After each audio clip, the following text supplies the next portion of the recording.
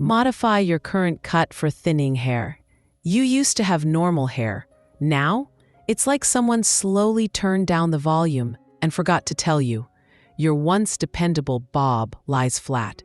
Your layered lob looks stringy. And that short cut you thought would be easy? It's exposing more scalp than shape. Thinning hair doesn't mean you did something wrong. It means the rules just changed and no one handed you the new playbook. The worst part? You don't want a new style. You just want your current one to stop making things worse. Maybe you still love your shoulder-length cut. Maybe you've had bangs forever. Maybe you're clinging to that clean, elegant bob, even though it started looking more helmet than hair. This video isn't about starting over. It's about subtle changes, tiny shifts that breathe life back into the haircut you already have. No reinvention. No drastic chops, just smart edits that turn blah into flattering. I'll walk you through 6 real-world adjustments, from changing your part to reshaping the ends, that make a visible difference for thinning hair after 60. And every one of them backed by women who've lived it. So which one's secretly sabotaging your style? Let's find out. The weightless shift. You don't need a new cut. You just need to stop parting your hair where it's given up. When you part your hair the same way for 10, 20, even 30 years, the hair closest to that line starts to flatten permanently. It lies down like it's been trained, and eventually it thins out. The result? A visible part that gets wider with time and a crown that loses all lift, even on freshly washed hair. What's worse? You probably don't even notice the part's the problem. You just keep fluffing, spraying, and wondering why your hair's behaving like it's tired of you. Here's why shifting your part actually works. By changing the direction, even by just an inch, you force the roots to lift away from the scalp. It interrupts the flattened growth pattern and instantly adds volume where you need it most, the crown and the front. It also helps camouflage thinning zones around your hairline, especially where the scalp used to peek through the same section every day. This trick works no matter what cut you have. Bob, great. Lob, even better. Medium layers, perfect. You don't need to cut anything, just change where the style begins.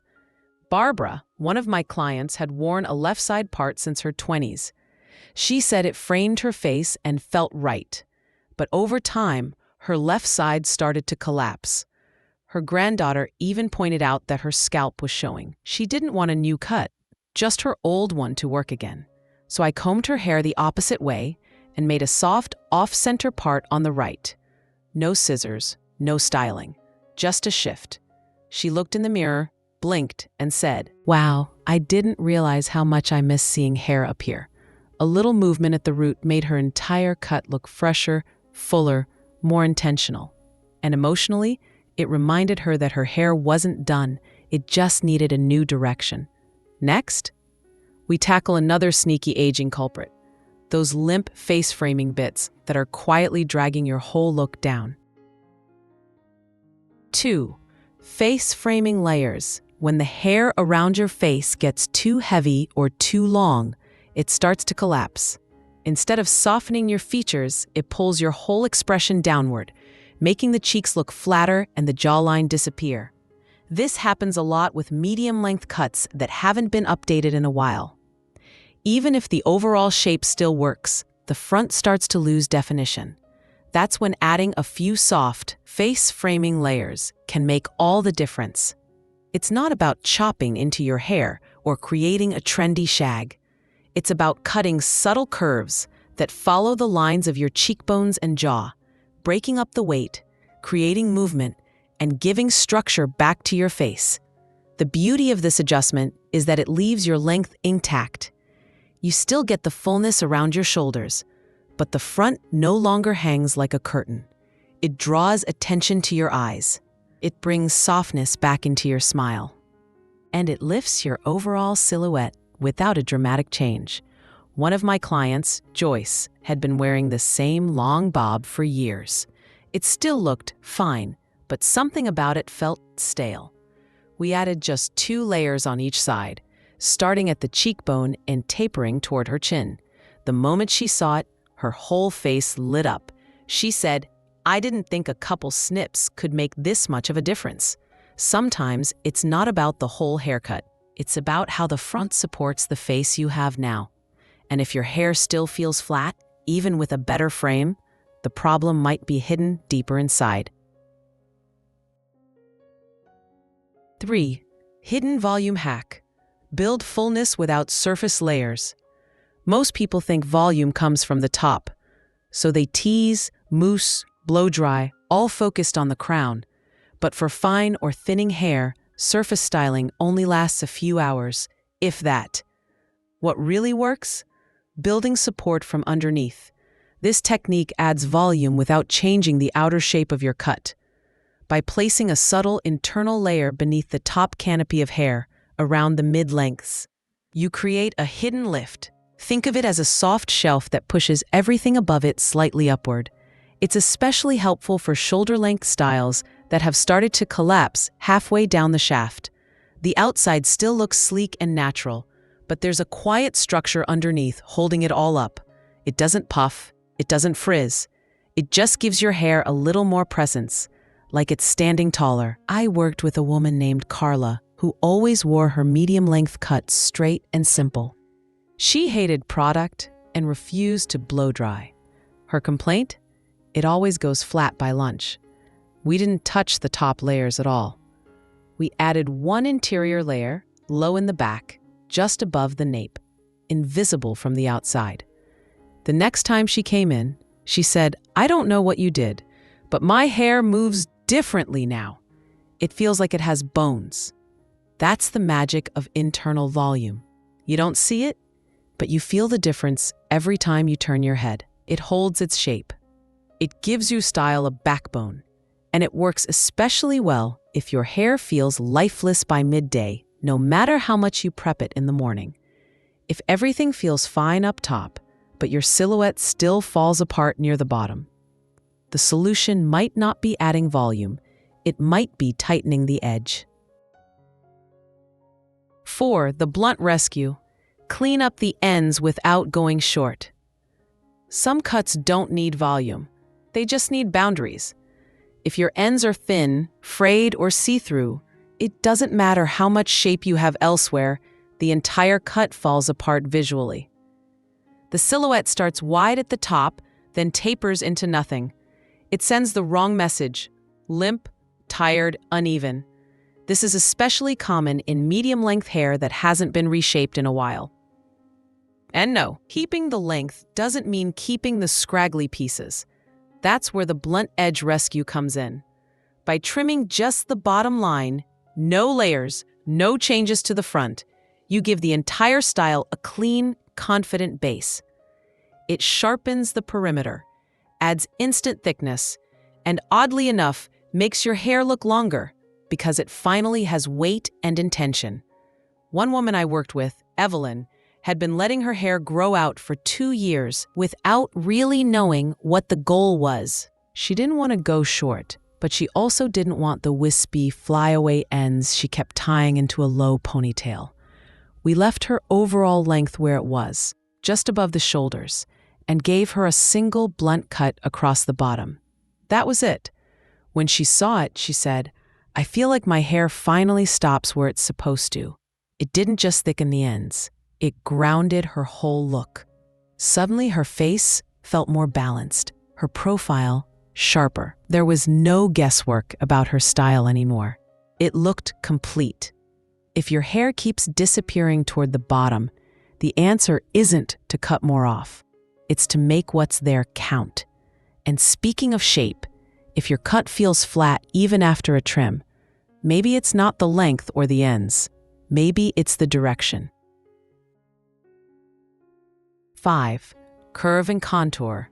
Add movement that lifts without layers. Straight hair isn't always sleek. Sometimes it just hangs there, long, flat, and a little too honest. When your ends fall in a dead straight line with no shape or bend, the entire cut can drag your features down. It makes the jawline look heavier, the face look longer. And for thinning hair, It exaggerates how little density there is at the bottom. What makes a difference? A gentle undercontour at the ends, not curls. Not layers, just a subtle bend that rounds out the silhouette and lifts the eye upward. By beveling the ends inward, especially near the front and sides, you add movement without losing control. It gives your haircut a quiet intention, softness without mess, volume without volume products, and visually, it reshapes the entire lower third of your face. Suddenly, the hair hugs the jawline instead of pulling away from it. This is especially effective for medium-length hair that's grown out a bit too straight, or for women who avoid layers but still want shape. Marilyn, a client who had kept her hair pin straight for years, told me her cut made her feel blocky. She didn't want to go shorter. She didn't want curls. We added a soft contour at the ends, just a slight inward bend using scissors, not heat. She came back 2 weeks later and said, "My hair didn't change much, but my face looks different in every photo now." That's what happens when a cut starts working with your face instead of flattening it. If your hair still feels off, even after the front, the middle, and the ends are adjusted, the last piece might be right at the top. 6. Crown lift light, subtle volume where it matters most. For women over 60, the first place hair starts to flatten, and the last place we tend to notice is right at the crown. It's subtle. No dramatic hair loss, just this slow collapse at the top of your head. And when the crown loses lift, your whole silhouette starts to sink. The sides droop, the face looks longer. The cut loses its presence. This is where many women try teasing or root sprays. But those quick fixes often make thinning hair worse. What works better is much simpler. A light structural lift built into the cut itself. That means gently trimming or texturizing the layers near the crown. Not to create volume, but to release the weight that's dragging everything down. The top section becomes more responsive. Hair lifts away from the scalp naturally, instead of sticking flat no matter what you do. You don't need full-on layers or a blowout to make this work. This tiny internal shift is enough to create space for lift, especially in medium-length styles that have started to feel too quiet on top. I once worked with Renee, who had a lovely soft lob that framed her face beautifully, but from the side, her crown collapsed like a wet napkin. She didn't want a big change, so I trimmed just the top layer near the crown, no shorter than 2 inches under the surface, to give her hair a bit of air underneath. She ran her fingers through it and paused, then smiled and said, "I haven't felt height up here in 10 years. That small adjustment brought her entire cut back to life. The front looked more lifted, the sides held shape, and best of all, she didn't have to do anything different in the morning. It was baked into the cut. Sometimes you don't need more hair. You just need your hair to remember how to stand up for itself." You didn't need a drastic change. You just needed your haircut to start working with you, not against you. And hopefully, that's exactly what these 6 tiny shifts made clear. Because thinning hair doesn't mean giving up on style. It just means being a little more strategic, a little more tuned in. Maybe it's your part line that's weighing everything down. Maybe those long front pieces are doing more harm than good. Or maybe your cut just needs a clearer edge, a softer bend, or one smart little lift near the crown. Whatever it is, it doesn't take a full makeover to feel like yourself again. Just the right adjustments, in the right places. So here's the real takeaway. You don't need to fight your hair. You just need to remind it what it's here to do. Frame you, flatter you, and move with you through every chapter. If one of these shifts resonated, or if you've made a tiny change that made a big difference, share it in the comments. There's always another woman reading who needs that nudge. And if you're still figuring out what your hair needs now, that's okay too. You've already taken the first step, asking the right question.